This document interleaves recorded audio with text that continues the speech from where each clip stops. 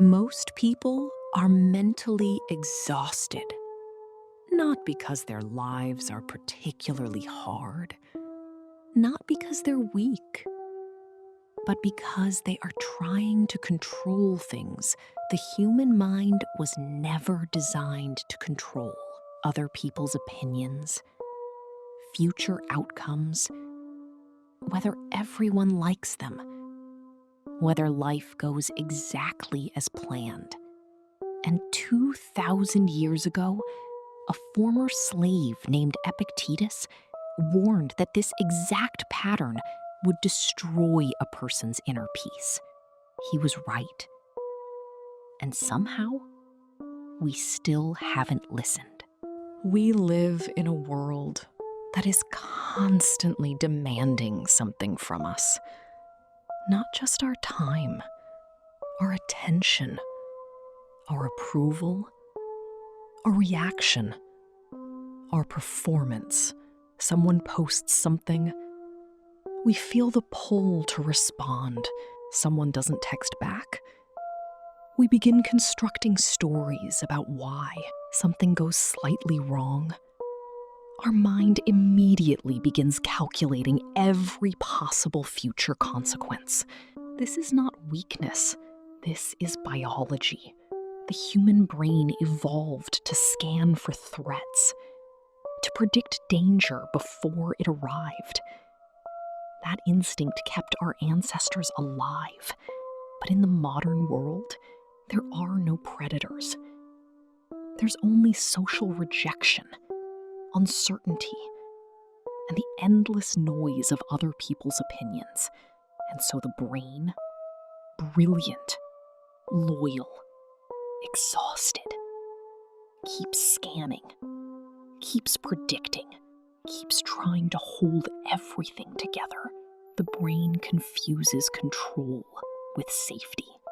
If I can just know what happens next, if I can just manage how people see me, if I can just prevent every bad outcome before it arrives, then maybe, finally, I will feel okay. But the feeling never comes, because control over external things was never real to begin with. Epictetus understood this. Long before smartphones, long before social media, long before the age of constant overstimulation, he understood it because he had no choice. Because he was born into a world where he controlled almost nothing at all. Epictetus was born a slave in ancient Rome. He had no freedom of movement, no control over his daily life, no guarantee of safety. And from that experience, he developed what may be the most practical idea in the history of philosophy. He called it the dichotomy of control. The idea is this: some things are within our power, and some things are not. And the entire project of human suffering, he argued, comes from confusing the two. What is within your power? Your effort, your perspective, your responses, your choices, your discipline, the way you interpret what happens to you. What is not within your power? Other people's opinions of you, the outcome of things you've already done, whether someone chooses to love you back, whether the future unfolds the way you hoped, the randomness that life carries. Epictetus did not say this to be cold. He was not teaching people to stop caring. He was teaching people to stop spending their life's energy on things that were never theirs to carry. Make the best use of what is in your power and take the rest as it happens. Epictetus. Not resignation, not passivity, but a radical kind of focus, an internal freedom that no one could take from him, not even the people who owned him. That is what he was offering. And 2,000 years later, it's still the thing most of us have never quite learned. Overthinking is not a character flaw. It is the nervous system doing its job, poorly timed, but sincerely meant. When you replay a conversation at 2 a.m., analyzing every word you said and every word they said, your mind is not torturing you for fun. It is trying to prevent future pain. It is trying to find the thing it missed, the thing that, if identified, might give you control over what happens next. Overthinking is often the mind attempting to control uncertainty. And anxiety works the same way. It is not a malfunction. It is a threat detection system working overtime in a world where the threats are invisible. Rejection, failure, being misunderstood, losing someone's approval. The mind doesn't know the difference between a physical predator and a difficult email it hasn't sent yet. It just knows there is a threat. Prepare, predict, control. But here is what Stoicism adds that modern psychology sometimes misses. The exhaustion doesn't come from the uncertainty itself. It comes from our refusal to accept it. We are not tired because things are uncertain. We are tired because we have been fighting the uncertainty, demanding that life give us guarantees it was never able to provide. And we have been carrying that demand for years, sometimes for a lifetime. There is a particular kind of peace that comes when a person stops demanding certainty from life. It doesn't feel like giving up.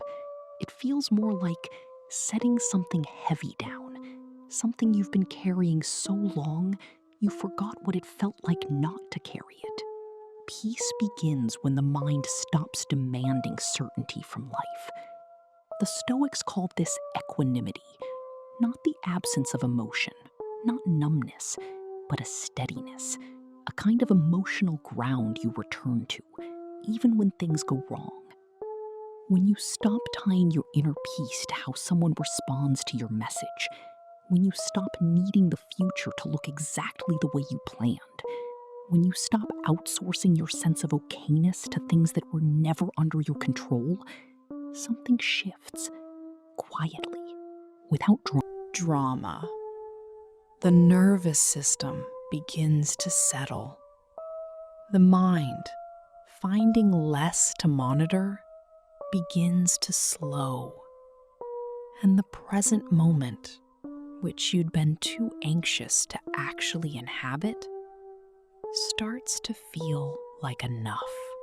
That is what Epictetus was pointing at. Not a philosophy for the classroom, a practice for the body, for the nervous system, for the part of you that is tired of bracing for impact every single day. This isn't abstract. It lives in the small moments. It lives in the moment you stop over-explaining yourself to someone who wasn't listening anyway.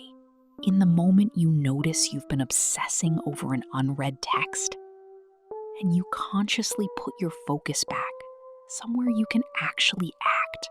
In the moment you stop trying to make someone understand something they've already decided they don't want to understand.